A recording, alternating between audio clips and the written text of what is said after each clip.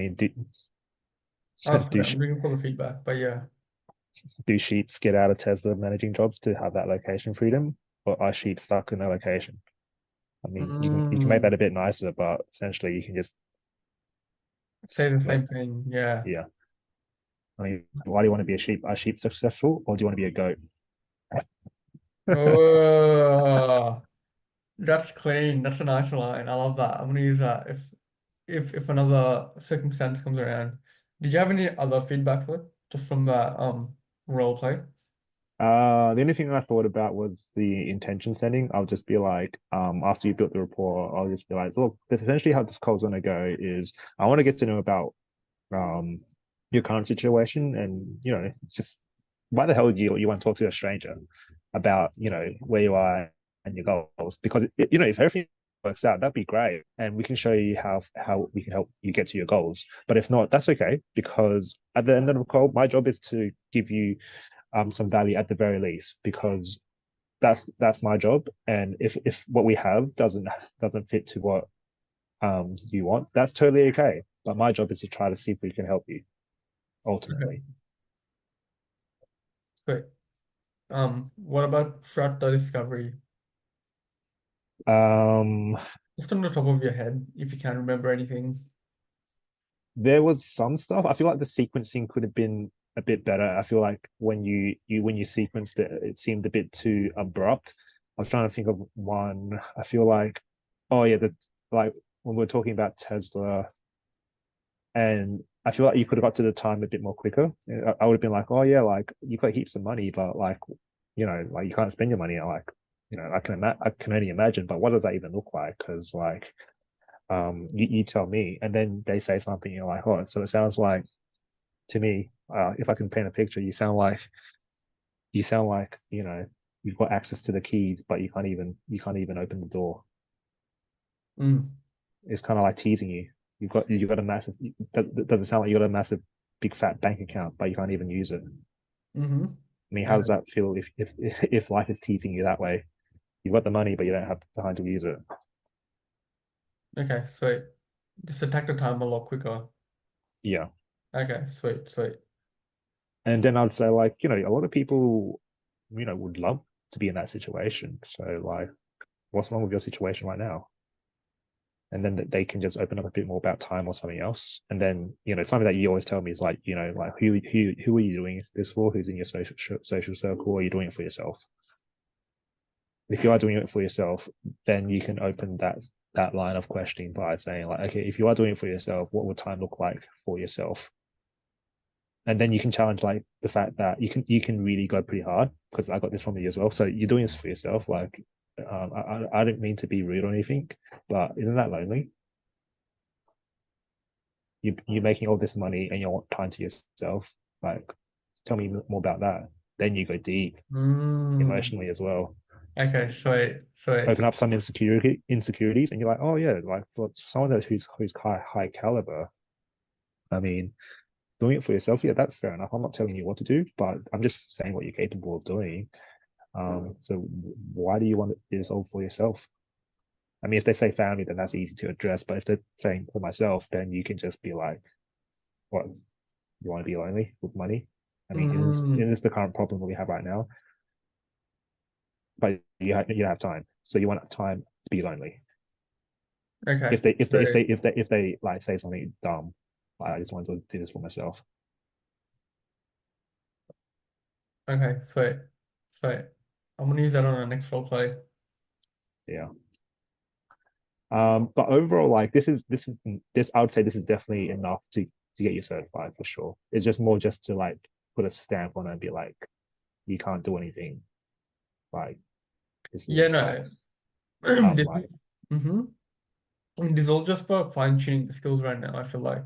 yeah, it's just active listening and tonality will get you way further than your line of questioning because your line of questioning would pretty much be the reverse, plus a little tad bit deeper. Mm. But in order to go deep, is you have to build that trust. But the easiest way to get to trust is just stay curious on Mm-hmm. even just the random words. If you can't find that word, just be like, "Oh, dog. Tell me more about a dog. Why'd you say dog?" just out of context. But why'd you say? Yeah, no, I Mhm. feel like it was definitely really, really good. I feel like in order once you get past cert call, this is what you should be setting your standards towards, like really active listening and really feeling what they want, what they're trying to say, and then just think quicker. Because as you said, I like the whole idea of having the timer because I feel like yeah, once it gets past 20 minutes, it might be a bit manipulative and interviewee Q&A. But once you get enough information, 20 minutes, you can be like, okay, let's present you the offer. Because if you go like 30 minutes, you're like, why is this guy asking so many questions? Because you could tell, like you can talk to a stranger, like what like obviously this is a sales call. It becomes way more obvious after 20 minutes. It does. Yeah, Yeah, no, my goal is to kind of like keep the discovery 20 to 30. 30 is like really stretching it even then, but of course. Of course. I feel like if we have that timer, it'll condition us to really like moving forward a lot quicker rather than because we have this tendency of kind of staying around in the pocket and beating the bush, but there's nothing to beat. I totally agree because I feel like that's still my problem still because if I beat around the bushes, I don't get there. But if I go too quick, then I'm a bit too forceful because Mm, there's that fine line where you have to build that trust. Once you got the trust, you can go deep, but you don't want to overcook the steak. overcook the steak, yeah. I feel like that's the true skill of a closer, those things, rather than being able to follow a script. Yeah, yeah, sure. I feel like I'm kind of upset though, because I feel like my active listening a week ago or 2 weeks ago was really good, but I've only been doing like um just a deep analysis, so I haven't had any time to do any role plays. Yeah, So, that's fine. I did the same thing. well, I think I feel it'll like come that's to where me. you learn. That's where you learn, literally. Yeah, Just learn, implement, learn, implement. yeah, yeah. So I posted something on the I on Zoom for Steph's weekly coaching calls because someone's like, "How do I go deep?" So the first question is like, "What are you specifically looking for?" And then like, just be prepared for the answer is going to be, "I'm looking for more information." So this is how I would sequence it. Be like, "Yeah, that's not a problem. Like, I can definitely show you what we're on what we can do, but um, just so like we get straight to the point and we don't go on tangents. Like you can definitely get information from Google, YouTube, and Reddit, but specifically, what can I offer that YouTube, Reddit, and Google can't? I like that approach. It's a good one. Yeah, and then they'll open up slowly. Because when they say information, you just say a quick general like you say something general back, which is one thing I got from one of the I spoke to this other guy who's from Belgium. And his question was like, tell like in an interview process. I'm curious to get your answer, and I'll tell you what my answer is. So if you're in an interview and the business owner was like, "Hey, Atif, can you tell me more about yourself?" What would you say? Um, that's a good question actually. Now that I think about it, I'd probably start off, with my introduction. I'm a TEFOC. I'm I'm this old. I'm from here, and then I'd go along with my hobbies. I don't know. Yeah, so I'd say the same thing, but then you want to, since it's a general question, you want to throw it back with another question because it's you're trying to close, so you have to be good at questioning. It's just like, oh, that's just like yeah, like that. Thanks for asking that question. Like, I've got a pretty awesome life, which I don't know if I can answer what you're specifically looking for. So I'm just curious, like, what specifically do you want to know about me? Oh, Because see, I can spend 20 minutes on all the good things and maybe like 10 or 15 minutes on the bad things, but like we don't have that amount of time to talk about. So what specifically do you want to know about me? that is such a fucking crazy approach. Holy shit. So I said the same thing that you said, and he's like, nah. So this is the thing about networking. People have different perspectives, and you're like, holy shit, I'm glad we spoke. So Holy shit. this guy from Belgium, he'd gone to the Netherlands to do some networking thing.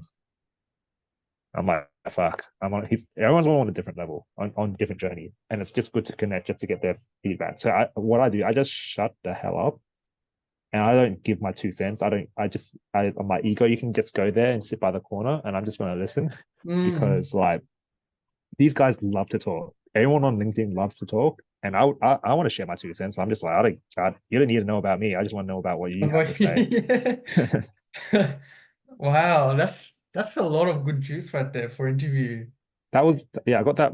The whole Zoom went for 2 hours, and that's the only thing I remembered because that was the only important point. Because he just started talking about his life. I'm like, shit. I don't want to be mean and be like, I don't care about your life. Like your life is your life, and that's not gonna. That it sounds like an awesome life, but it's not. I'm not. I can't use it anyway until we're into the meat and the potatoes. And he's like, yeah, I'll just give you some advice. Like I went to the best program ever. I'm like, yeah, I don't. Yeah, it's whatever, it's the best, like it probably is the best. And he's like, yeah, I was like one of the best students because I graduated in 2 months, which is like is considered pretty fast. I'm like, oh, hats off to you, that's awesome, that's awesome. But but with a high caliber person like yourself, like, why are you talking to me? But no, he was pretty open to talk. Then yeah, he just gave me this golden nugget about like, as a closer, you have to close every single time, especially with a business owner. And closing means using awesome questioning skills. If you know Mm. that if you know you're given like a dumb question, which is a general question, you just reverse like, oh yeah, like I never got that too early in the call, or like, yeah, like, what do you want to know about me exactly? We can spend 30 minutes to talk about, me, but I don't think that's going to be great use of our time. So in a way, kind of like if it's ever a broader general question, turn it into like a specific, like a specified. Yeah, when that question that I reverse Uno means like I value time so much. I value your time and my time. So what specifically do you want to know? So it's a good question, and you already know that I value time based on asking the question. So the question I've just given is still good because the business owner is like, oh, this guy value time. So I'll just make sure that this next question is a A good question question. specific. Yeah, and then you answer the question. But if it's again, yeah, if it's general, then you'd be like, I don't know how to answer this. So if they ask you a specific situation, like how do you close in this? How do you use the God objection? How do you pre-handle the God objection? Then you can be specific. But Oh yeah, yeah. you're right. If you're general, like tell me about yourself. Don't be like, yeah, I'm a Tiff. I'm 19 years old. I'm from Sydney. Like, how's that going to address what the business owner is looking for? So where the business owner's hat, that's pretty much like a test to weed out, basic bitches essentially. Because No. if you're the only one asking the question on top of the question, like, oh, okay, this guy, he means this. No. Damn. That is that is some killer advice. Yeah, that's pretty much why I haven't spoken to you because I'm out there just in the woods finding people, It looks like you're fishing for salmon now. pretty much in the real world. Wow, that is some killer advice. That really sets you apart from the basic bitches as well now. Sets the tone. It does set the tone. Yeah. But like to be honest, like I spoke to this guy for 2 hours. Like to be honest, a lot of it I didn't remember, but that was the only thing I remembered, which is good because like 2 hours and I got that, like that's good. I'd trade that. Yeah, 100%. But now like I've given it to you, like I've Cipher it synthesized it. down. I've synthesized it to like that tip. You have to know this, and it took like what 10 minutes. And that's what people pay for. Yeah, pretty much. That And is then what you and then you tell someone, and they don't care because you've given them the juice in 5 minutes, and they don't see it valuable because it doesn't affect them yet.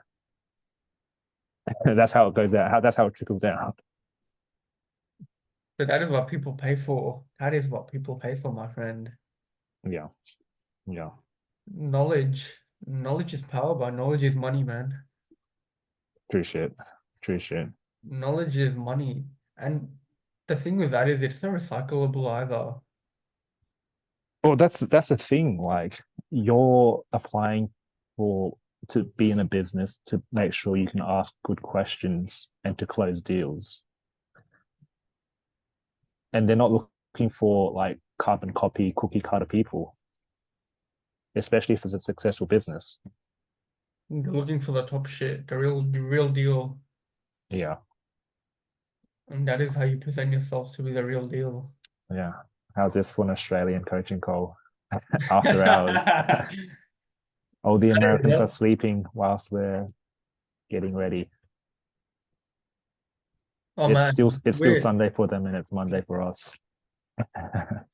oh man, we we are now that you've kind of painted this picture in my head, I gotta start not only looking at the skills sort of things, but also learn how I can be able to showcase my skills.